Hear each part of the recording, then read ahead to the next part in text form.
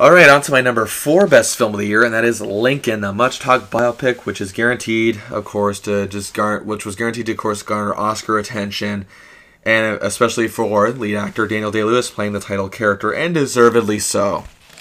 Of course, I was thinking, well, a great actor playing a storied American president, probably one of the most storied American presidents of all time. The Academy probably wouldn't even see the film to nominate it, but after seeing it for myself, whether the Academy watched it or not, Lewis deserves all the adulation he gets here. This is unbelievable here, how he just finds all different ways to adapt to certain characters that he plays, and this is why I love the fact that he doesn't do films every year. I love the fact that he's very choosy of his roles and knows what is best for him as an actor. And he'll make a few bucks while doing it, too. But this is just a marvelous portrait of a man who, of course, most people just know being on the $5 bill. And much like all great biopics, rather than just tell the story of his life, it zeroes in on a certain era. And, of course, what is Lincoln's most famous era? That being the Civil War and his attempt to abolish slavery. Now, I gotta say, Daniel Day-Lewis played Honest Abe with a noble and steady tone, and this film isn't as much of a heavy commentary on politics, even though it is there. The commentary is there, but it's not very heavy and in your face. And it's not another rah-rah, let's hear it for America kind of politics film either. It is a portrait of one of the roughest times in the history of the most famous country in the world.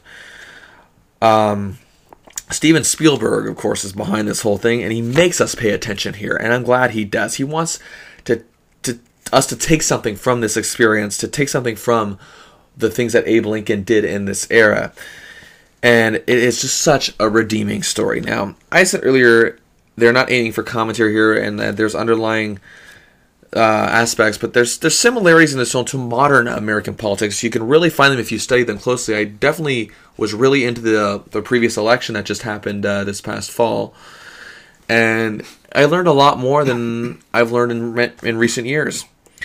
But the fact that they don't make that the sole purpose of this film helps it a great deal. The supporting cast, of course, too, is nothing short of fantastic. Daniel Day-Lewis, as incredible as he is here, is equaled by the likes of Tommy Lee Jones playing Thaddeus Stevens.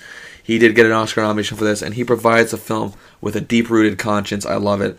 Also, Sally Field perhaps gives her best performance, well, maybe since Forrest Gump, as she plays Mary Todd Lincoln, and who's at a point in her life that leaves her often downtrodden due to his recent tragedies. And James Spader, as W.N. Bilbo, provides the film with a bit of light, as you see him, that he delivers on shows like Boston Legal and currently The Office.